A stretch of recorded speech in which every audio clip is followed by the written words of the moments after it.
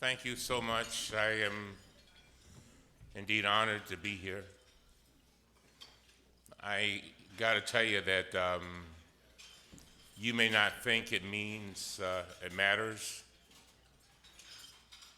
but when I'm able to walk into a room and to receive the kind of applause that you just gave me, in the words of my 88-year-old mother, former sharecropper, who only had a second-grade education, she would say, it makes my heart glad. Thank you.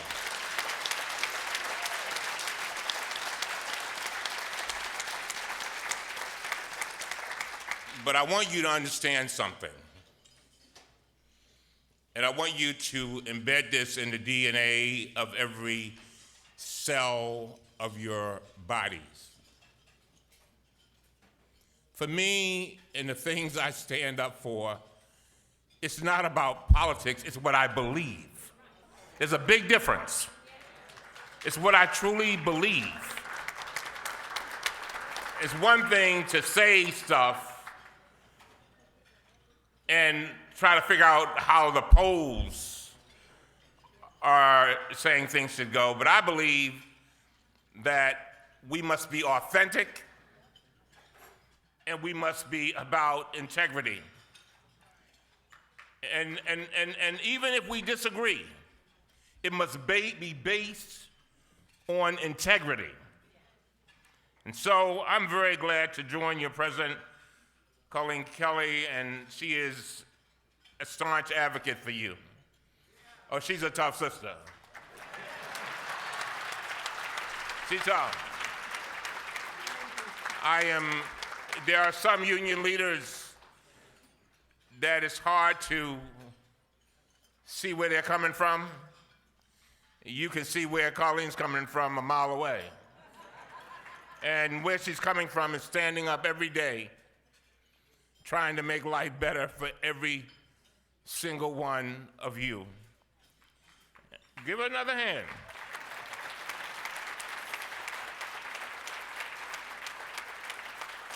I also want to take a moment to thank all of you for your incredible work. One of my favorite theologians, Wendell, says it is the things that you do when you're unseen, unnoticed, unappreciated, and unapplauded that matters most. And I know that sometimes you get a little discouraged. I know sometimes when you watch C-SPAN and watch our hearings, you get a little discouraged. But I've come by here to let you know I got your back. I got your back. I've got your back.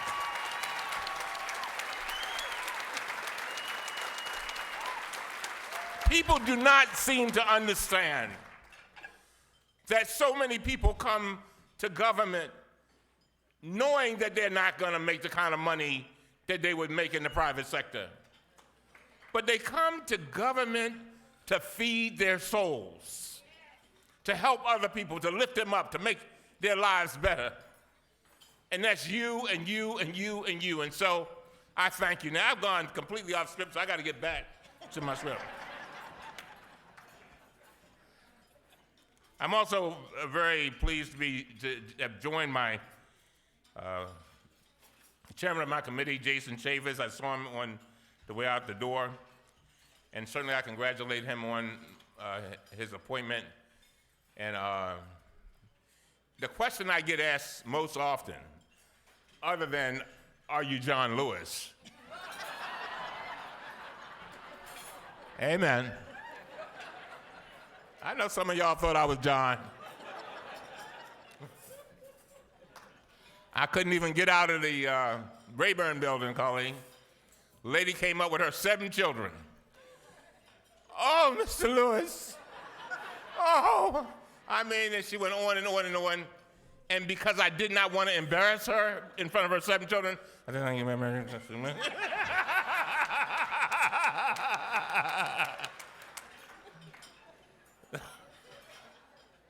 So I want to thank the nearly 400 NTEU members who are in the audience today, and some of whom have traveled long distance to be here.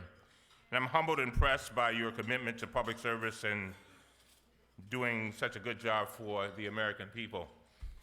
I'm also grateful for the important work that each of you does every day for your fellow citizens. You are the dedicated men and women who provide vital services to Americans to protect our borders and ensure that our food and drugs are safe. I'm honored to be speaking with you today to discuss important legislative issues that already have and may in the future impact your lives.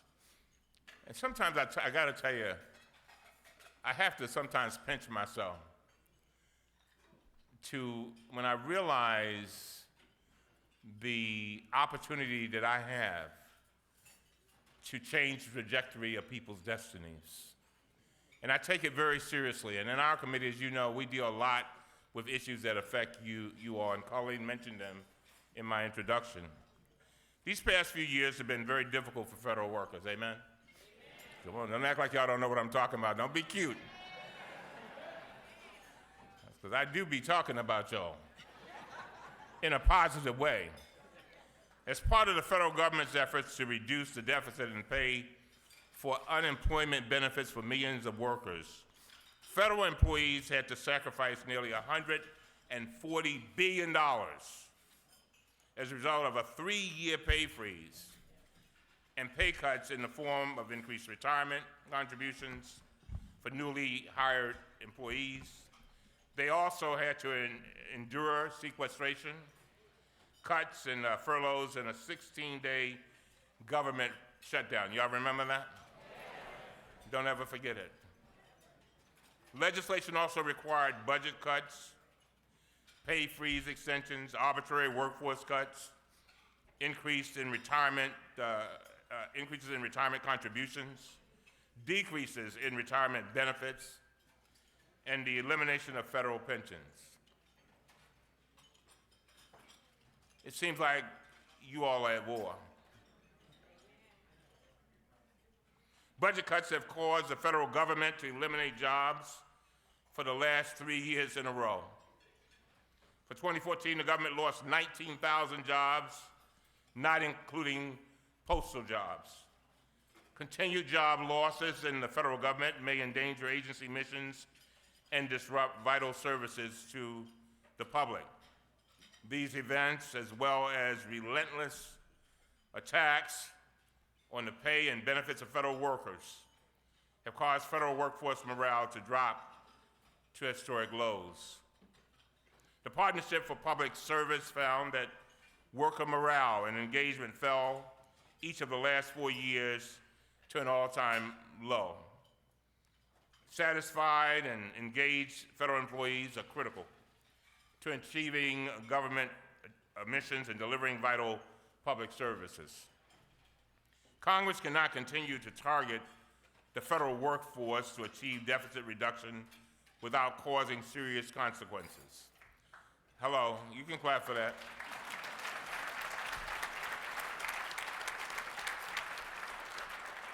Our government and the American people need and deserve a motivated and engaged federal workforce. We know what happened to federal workers in the last Congress, but what can they expect in this Congress? With all due respect to my friend and colleague from Utah, Ms. Chavis, unfortunately, I believe that we will see an unprecedented and extremely damaging assault by congressional Republicans to reduce worker pay, gut their due process protections, and slash the benefits that they and their families rely on every single day. I fear that much of that kind of legislation will move through the Oversight Committee, but I am committed to defending federal workers to the best of my ability.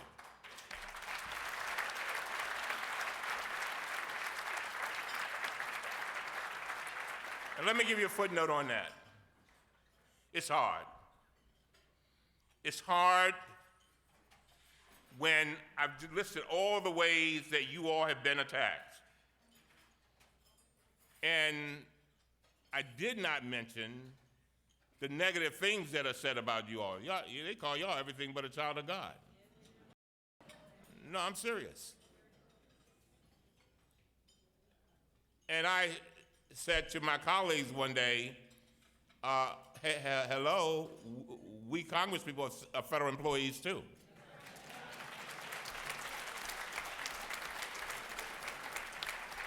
I told them the last time I checked, my paycheck had Treasury of the United States of America on it.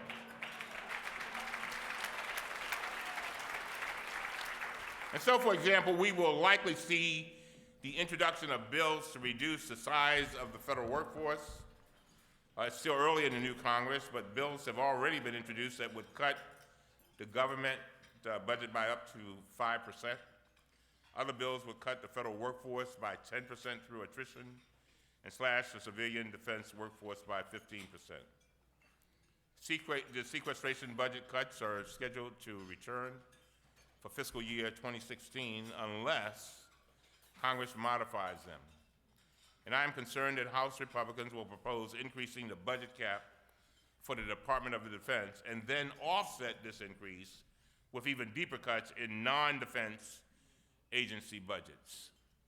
They will likely use a reconciliation bill as a vehicle for finding savings, which may include provisions for decreasing retirement benefits.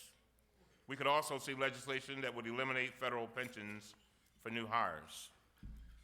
Last year, Congress passed and the President signed a bill that gave the VA Secretary greater authority to fire executives without notice or an opportunity to respond to the charges.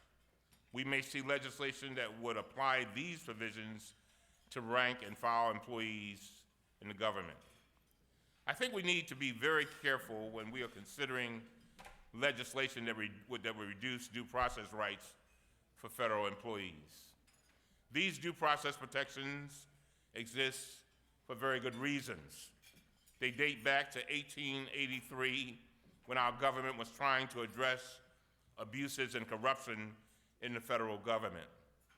Without the protections of the Pendleton Act and other statutes, there's a very real risk of politicizing our federal workforce and returning our civil service back to a system of patronage. Ladies and gentlemen, as I say to my committee all the time, we're better than that. Some propose making federal employees at-will employees. They argue that the federal personnel system is too protective of employee rights, making it difficult to get rid of poor performers. They claim that we need to revise the law. My response is that the tools to deal with poor performers are there, but that managers are not using them. Come on.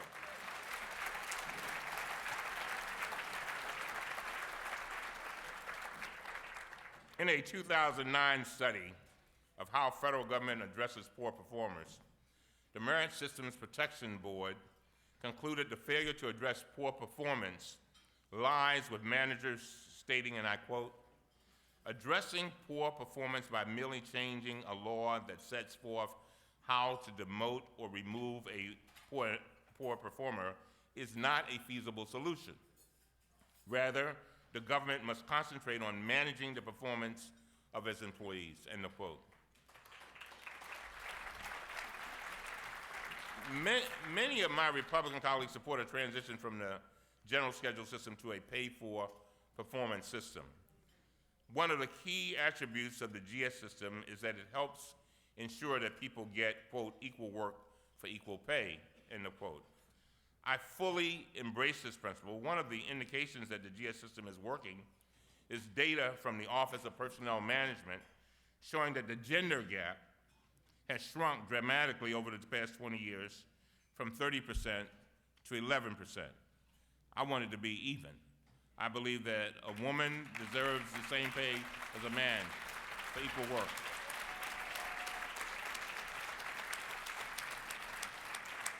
Another thing that I want to point out about pay for performance is that the Defense Department already tried implementing it through the National Security Personnel System, but this system failed.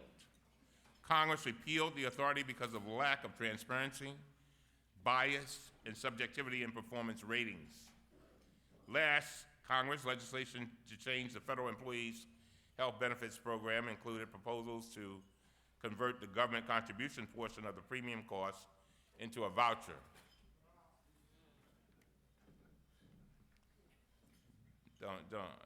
That depresses me.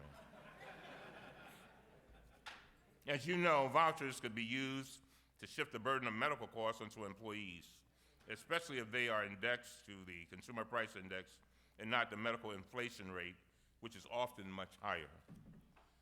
We may also see legislation that would require agencies to fire federal employees who are delinquent on their taxes. But this legislation would actually be counterproductive. Instead of enabling the payment of the bill, the federal employee is terminated from their jobs and wouldn't be able to pay anything.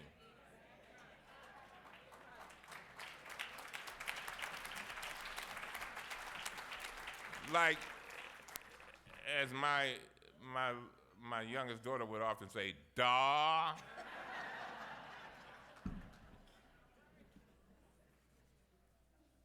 What are my priorities? I often say that in my time and in my space, I must make a difference with God's grace. And I say to you that you are where you are for a reason. You're there for a reason. And I know that you get discouraged. I know that there are times you want to just give up. I know that there are times when you say that I'm not appreciated. But I've stopped by here to tell you that you are where you are for a reason. It may only be for a season, but you're where you are for a reason.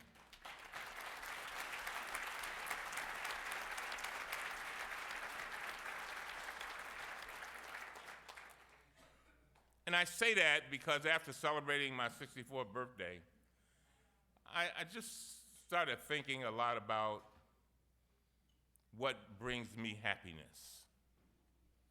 And you know, one of the things that I discovered, it's not money. It's not. It's seeing that child get that scholarship. You know, the one who worked so hard and had a B average, but couldn't find any money anywhere. It's seeing the fellow down the street. By the way, I live in the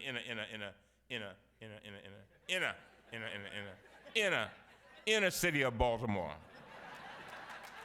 I mean, see, I get a chance to see the real deal. I live on the Do the Right Thing block. I live where, and seriously, I have lived for 34 years in the same area where The Wire is filmed. So y'all know I know what I'm talking about.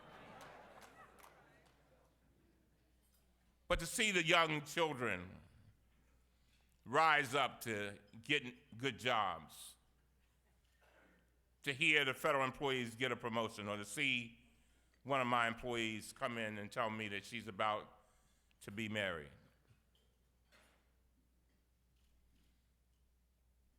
Those are the things that make me happy. It's not about money. It's about seeing a piece of legislation that I know will help people all over this country. It's about giving a speech like this one to inspire somebody to go out there and continue to be the best that they can be. And so I pause in my speech as I go off script to remind you that there's a reason that you are where you are. And the passion that you bring to your jobs, you could never be compensated for. And passion is contagious, no matter where you work. And so I beg you to be reminded of something that T.D. Jakes said when he visited my church about a year ago. He said his son was about to go off to college. And his son said to him, "Daddy, I'm not sure this is the thing I need to do. Maybe I need to go to another college." And his son is a singer. And he said, "Well, maybe, even if I get a degree from this college, I may not be able to get a job.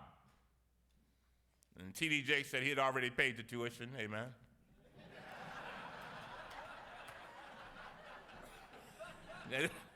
Y'all know what I'm talking about. I got one in college, so I know. But he said this, and for some reason, I think about this every day.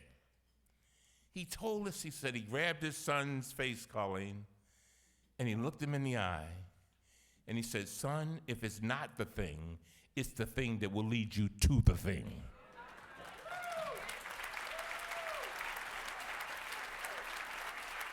If it's not the thing, it is the thing that will lead you to the thing.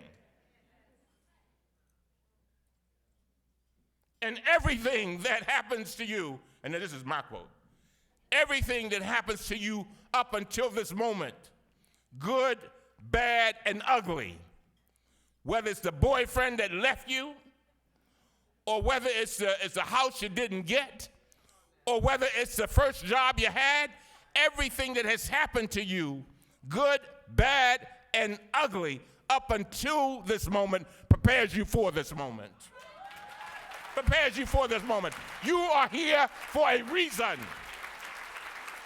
You're here for a reason.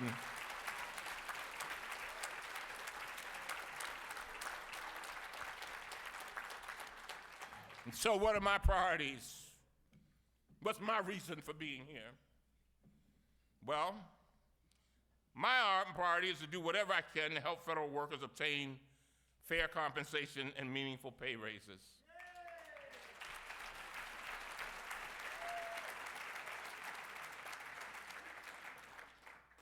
I think pay raises are very important. They're very important. They allow you to be able to not to do things so much for you, but to do things for your family. To treat the little girl, to treat your 9-year-old to ballet lessons. To be able I remember when I was a little kid, Colleen, we couldn't even, to be in the band, you had to rent your trumpet for 25 cents a year. And I can remember to this day, my father did not have the 25 cents. And so I used to stand on the sidewalk as the parade went down the street. And I realized that 25 cents, if Daddy had it, he would have paid it. And it would have made a difference in my life. Who knows? I might have been some great jazz player. I don't know.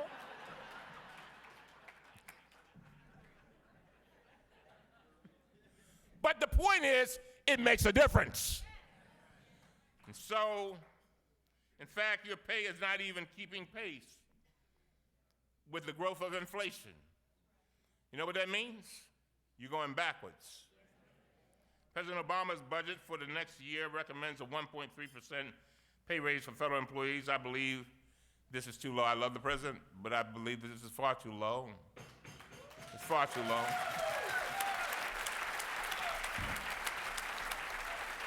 That's why I co-sponsored with Representative Connolly the FAIR Act, which would, of course, Colleen mentioned it, raise pay up to 3.8%. Even that's too low. I'm going to continue to strongly support whistleblower protections. We need to be ever vigilant in protecting the rights of the brave men and women who speak out about waste, fraud, and abuse and threats to health and safety. This past September, I filed an amicus brief along with Senators Grassley and Wyden and Congressman Issa, Farenthold, and Lynch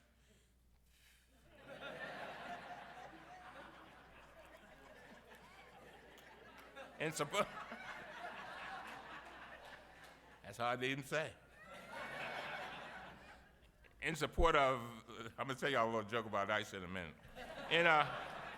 In support of whistleblower Robert McLean's appeal to the United States Supreme Court. McLean was a former air marshal with the Transportation Security Administration who was terminated for publicly disclosing that the agency planned on grounding air marshals from long-distance flights due to budget constraints and despite knowledge of imminent al-Qaeda attacks.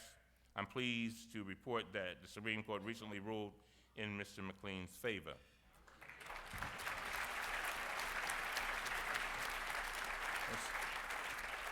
And so I'm working on introducing legislation that would strengthen enforcement of anti-discrimination and whistleblower retaliation laws. This is a top priority for me. Congress needs to devote resources and attention to strengthening recruitment and retention in federal government. We need to attract the best and the brightest and keep them. And otherwise, we will be in danger of making federal government the employer of last resort. We also need to guard against challenges that merit system principles and due process rights demand. We need to ensure that the federal hiring process is as open and fair and as competitive as it should be. I want to, again, thank all of you, but I want to leave you with these two thoughts, and then I've got to go. You know, Isa invited me to his portrait hanging the other day. Amen.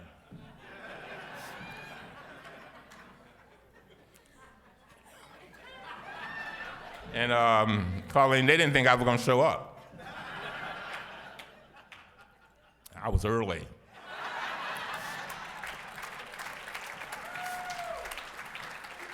So they had to call on me because I'm the ranking member, right? They had to call on me. So I know they did that with a lot of fear. So I got up and I was nice. I said, Isa, my mother told me I should never, ever be mad at you. He said, why did she say that? I said, my 88-year-old former sharecropper mother said, don't be mad at that man. That man done made you famous.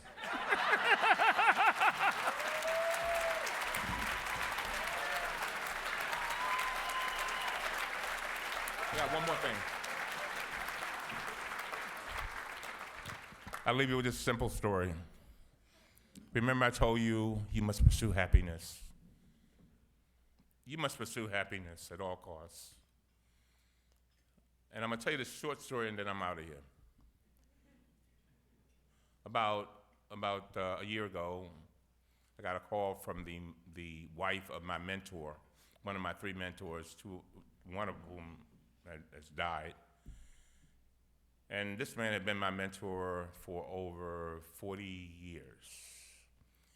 And his wife called me and said, Gerald's about to die. Anybody ever get a call like that? Said, you better come see him now. I'd never gotten a call like that. I'd never gone to visit anybody who I knew I was going to see for the last time. And so I went to visit Gerald, but I called my pastor first, and I said, how do you deal with this issue? He said, well, there are three things you got to do. Number one, you got to be present. In other words, you got to leave your cell phone. You got to, if you think it's going to take you an hour, allocate 3 hours. And then he said, number two, no matter how bad he may look, you keep a hopeful look on your face. And number three, tell him about what he meant to you. So I went to Gerald, and he was all bent over, suffering from prostate cancer. The chemo was, he told me that he might fall asleep at any moment. And I began to tell him, I said, Gerald, I want to thank you so much for all that you've done for me. I said, you gave me my first job out of college. I said, I remember there were 5 people competing against me. They were smarter than me, sharper than me, had better grades than I had. But you hired me, and I just want to thank you, man, because you started my legal career off for me. And he says, Elijah, you made a mistake. I said, what? It wasn't 5, it was 9.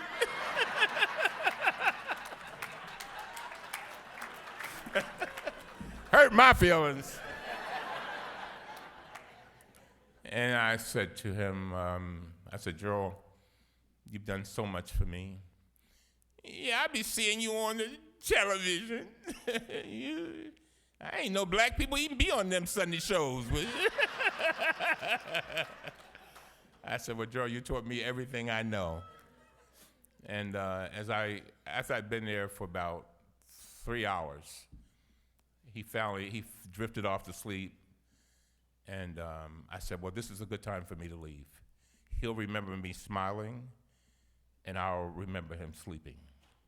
And I got out the door and I heard a voice say, Elijah. And I came back, where you going, man? You ain't been here 15 minutes now. I've been for.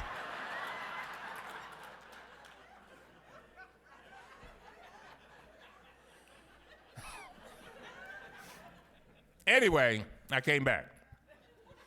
And he said, I just want to tell you one thing. I'm so proud of you, man.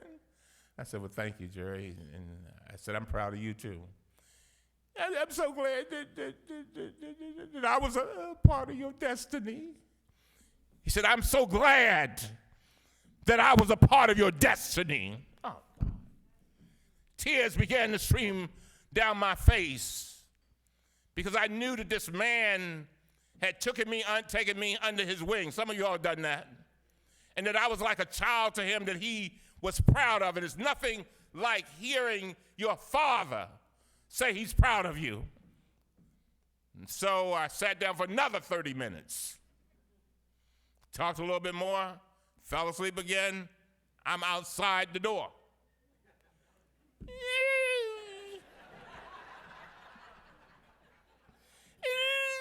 Elijah. So I hear this voice. I said, I got to go back. This is the last time I made sense. I got to go back. So I went back, and I'll leave you with this. And he said to me, and I knew what he was doing. He was, oh God, he was slipping into death, but trying to hold on to life. But he said these words. First thing he said, will you preach my eulogy? And I said, Gerald, I'm not a preacher. And he said, well, you know, I was just at Jimmy Johnson's funeral the other day. And the reason why I want you to preach my eulogy is because at Jimmy's funeral, the preacher didn't even know his name. Said, I don't want nobody that don't know me. I said, yeah, well, okay, Jerry, I'll do it. Done. And then he said these words, and I leave them with you on the subject of happiness. He said, there's nothing that you had all the things I said. If you don't remember nothing else. And he said, you may not understand this right now, but you understand it by and by. Remember this, that I'm so glad that you were a part of my destiny. Oh, God. He said something. He said, I thank you for being a part of my destiny. In other words, what he was saying, that he came upon the earth for a purpose, and that he had an opportunity to help me come up from a special ed kid, son of former sharecroppers, to become a lawyer and to become now the ranking member on the Oversight Committee. And the idea that he could turn on the television and see that his journey on life had been partly fulfilled by his interaction with helping me become who I became, that gave him life. And that brought him joy. And that's why I say to you, when you feel a little discouraged, when you feel like giving up, don't forget about what makes you happy, what brings you joy. And you got to keep fighting, because guess what? This is bigger than you. This is not about you. It's bigger than you. You are fighting for generations yet unborn. And with that, I love you. I got your back.